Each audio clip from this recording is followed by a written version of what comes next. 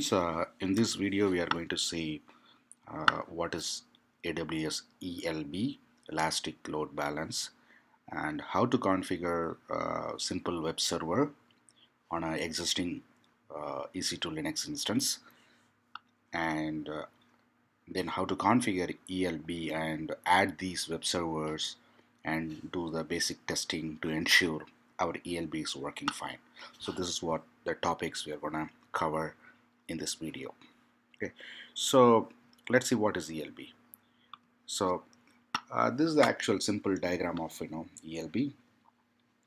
Um, Basically, these orange boxes are the EC2 instance, the Linux servers which are running with the HTTP or any kind of web service at the backend instance, and this is the ELB. So basically ELB is nothing but when the application traffic comes, ELB receives those traffic. It's like one single URL IP and automatically distribute those traffic across multiple instances. These instances can be spread across multiple availability zone.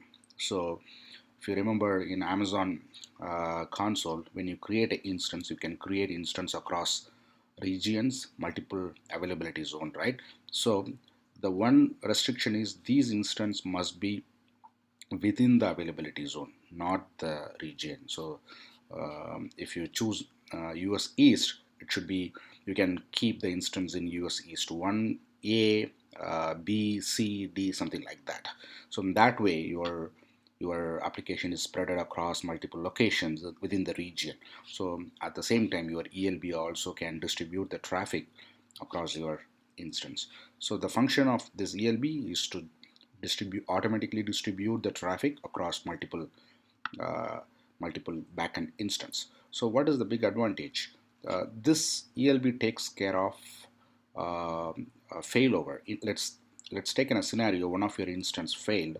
So your application, this can do the periodic health check of your backend instance. And the moment it sees hey, this instance is failed, you cannot ping the port 80 or port 443, then immediately ELB will isolate this instance out of the ELB, or basically this declares uh, this is not reachable, and the traffic will be only distributed to the perfect and running healthy instance. So in that way we know our application is always highly available, and you can go and fix your instance and put it back inside the ELB anytime.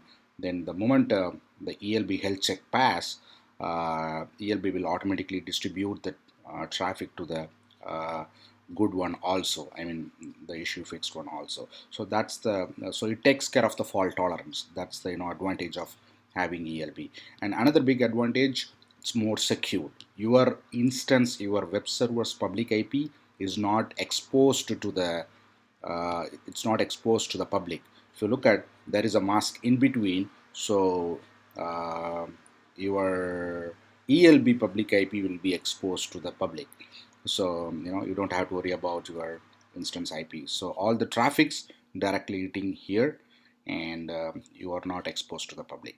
So the only communication between your ELB to the backend instance is happening. So this is really secure. So this is the advantage of this is the one people prefer to go for ELB. Okay, so let's go and create a first simple web server. Okay, so if you look at my console, I already have two running instance. This is a basic T2 micro Linux, Amazon Linux running instance. Uh, I'm going to simply configure Apache, not Apache, simple HTTP web service. Let's connect one of the server. So see, look at this. The first server is located at US East 1B. The second server located at US East 1C. So I ensure both the servers are in two different availability zone. So let me connect to one of the server. Connect. Copy. Let me go to term. Okay.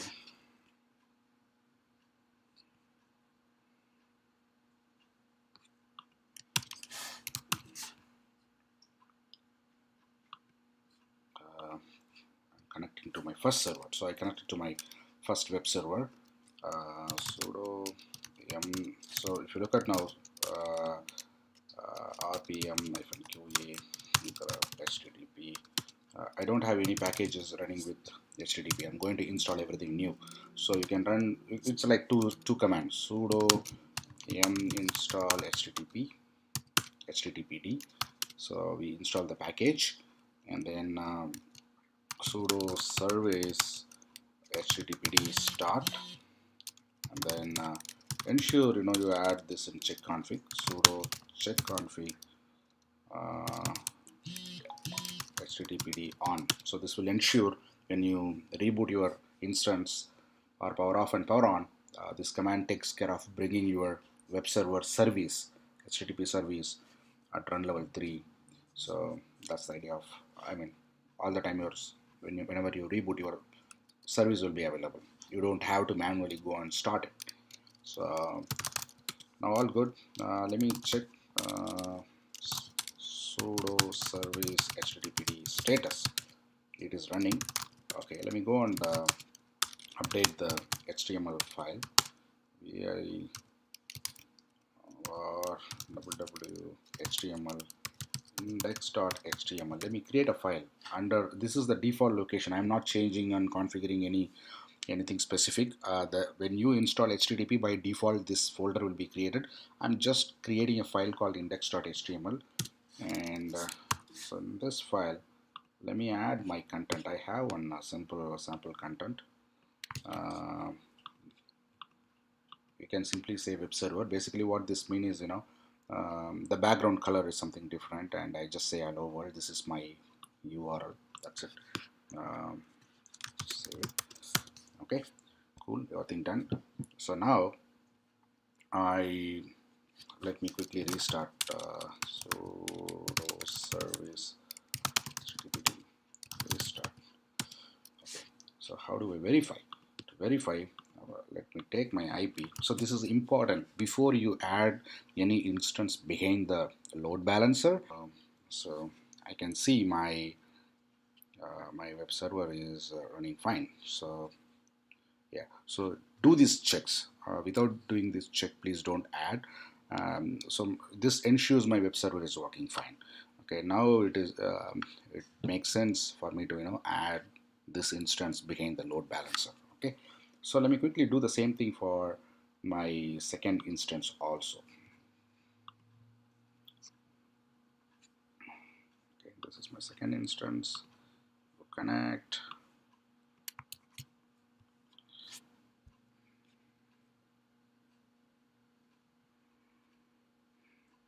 Then go to terminal, exit from this, and connect to your new server. This is my second server, and do sudo install httpd sudo service httpd start sudo check config httpd on, then sudo vi www html index.html. So this is, just copy and paste this. Okay.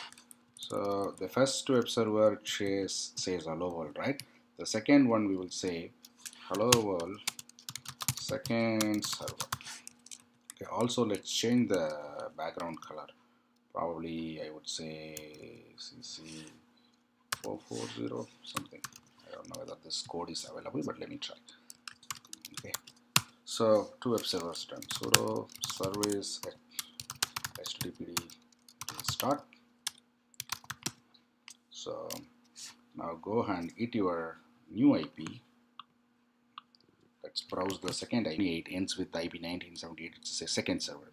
So basically I have two web servers ready. Now I'm gonna configure these two web server inside my load balancer, so that we can check whenever client hit my load balancer, the traffic should equally distribute between these two servers. Okay, one time I should see the server A web page, second time I should see this one. That's the idea. Okay. Okay. Now this test is passed. Let's go and configure ELB. Configure a ELB. Come here, click on load balancer, create a load balancer.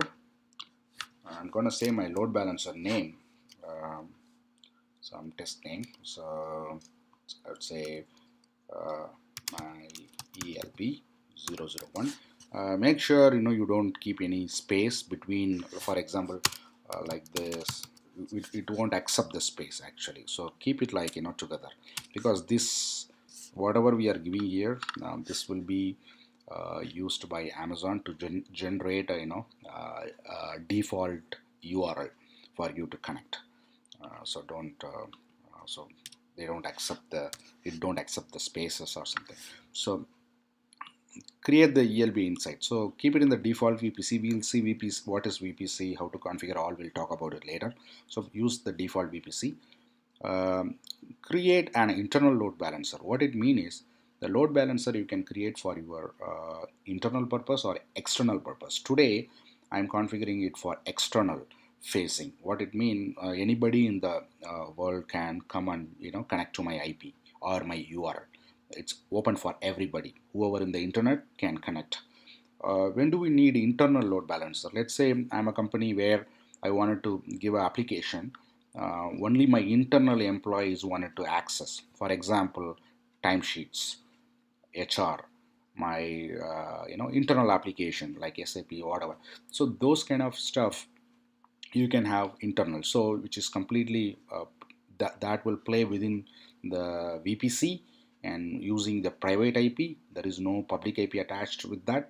So it's completely secured for your inside people inside network. So this demo I'm going to use external, so I don't want to check this, and we don't want to use VPC advanced configuration. Okay, this is important. Listener configuration. How is my web server is going to listen the traffic? Today I'm using HTTP 80. That's a default. I know this is not so secured. 443 is secured, but for this demo purpose, let's use 80. If you think you can have HTTPS, you can use even HTTPS 443. For this demo, let me use 80. Okay, and just say assign security group. For this load balancer, I already created a security group. This is the same security group attached to my instance also. Basically, this security group allows 3 rules: port 80, port 22, port 443. Anyhow, we are not using port 443, so only this is I'm using now. Okay, so this is a warning. Hey, you are using HTTP. Please try to use HTTPS so that your connections will be secured and encrypted. That makes sense. Anyhow, we'll do that next video. So let's just ignore and go to the LCheck. Here we talked about the ELB, right? So ELB is the one going to distribute the traffic across multiple backend instances. So also this is going to periodically monitor the health check of each instance. What do you mean by health check?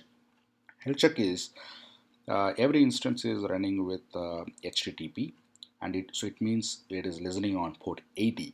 So frequently our load balancer is going to telnet or ping the specific port 80 and ensure that is in the listen state. If anytime load balancer cannot reach port 80, so then it will declare this instance is failed. So it stops sending the traffic. It distribute to only the running traffic. So that's what health check.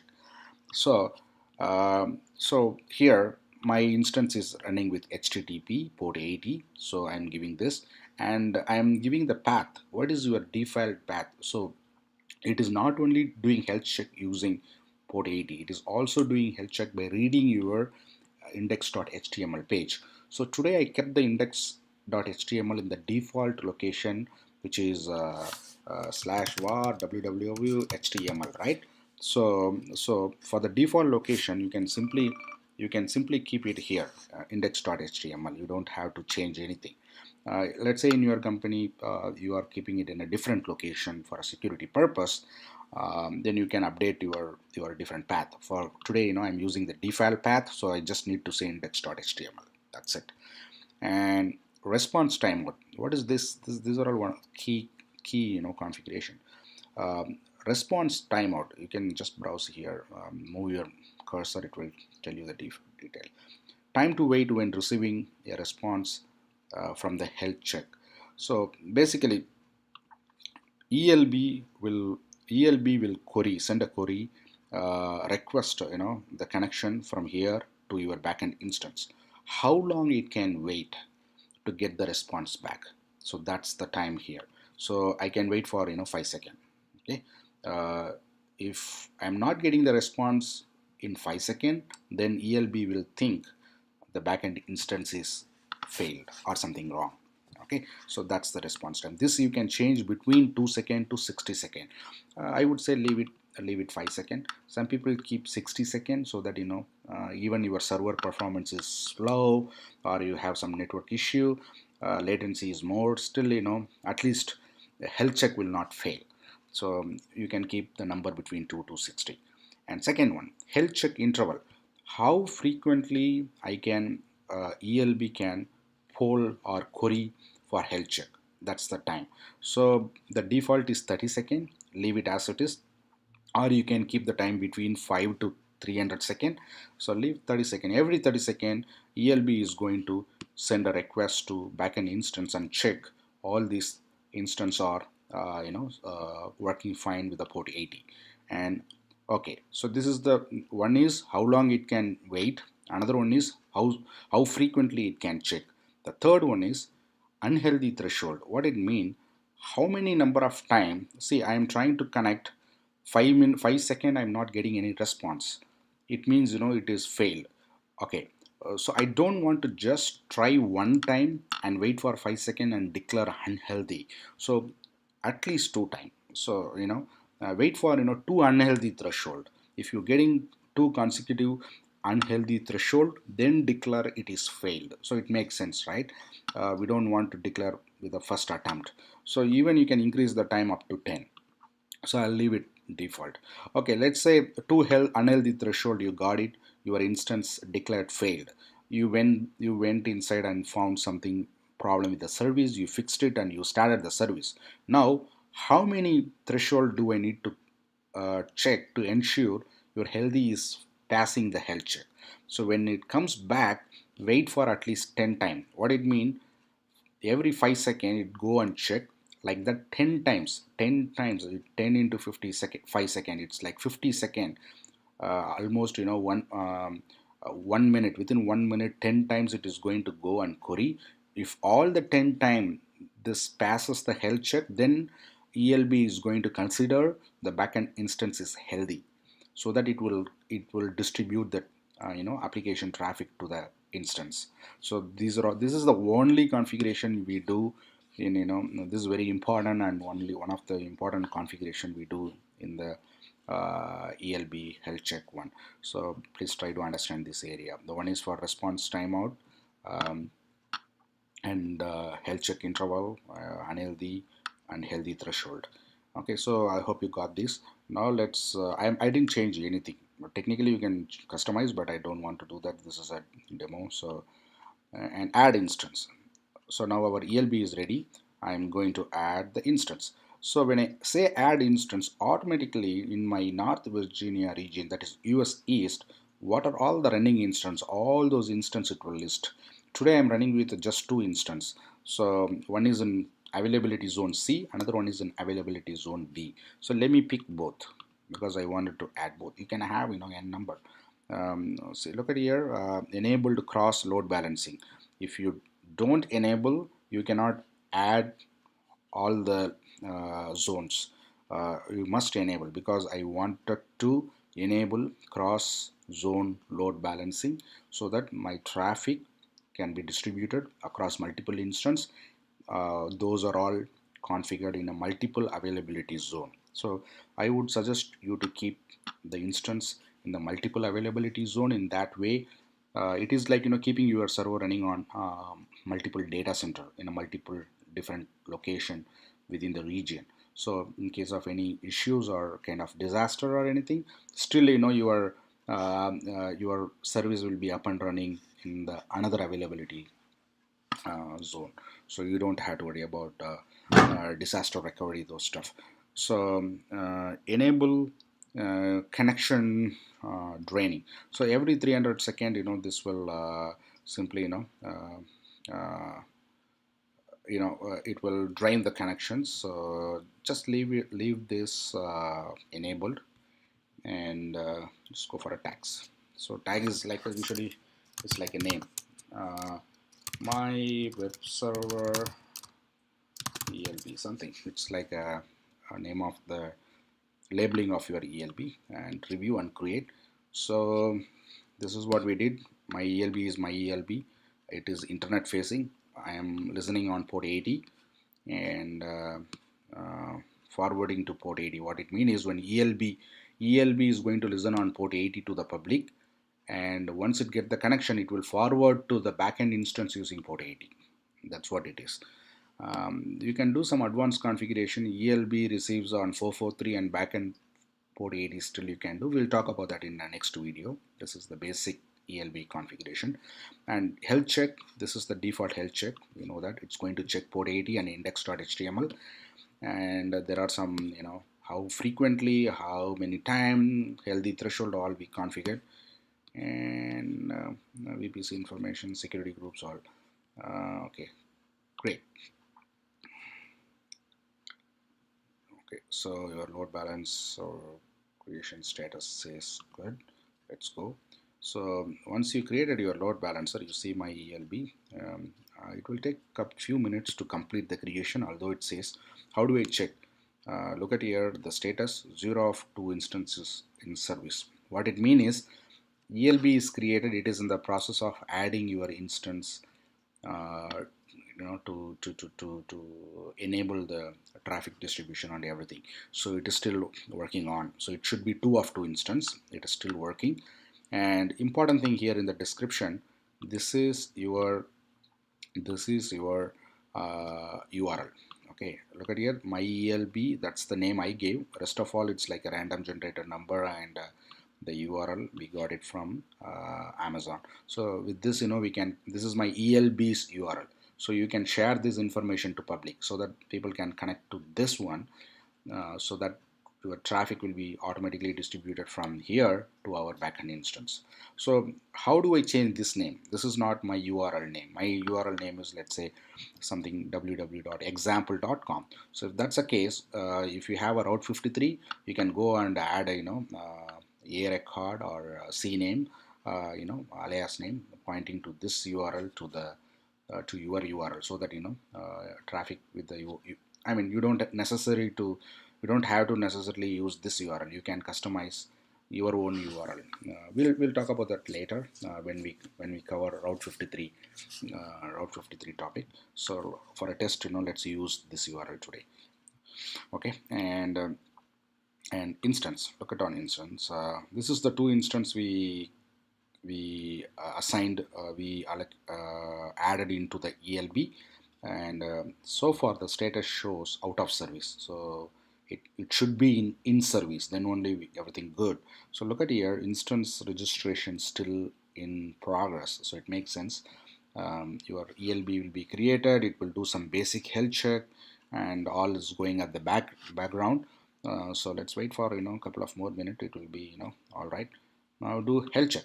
This is a health check whatever we configured. And monitoring, this is the important piece.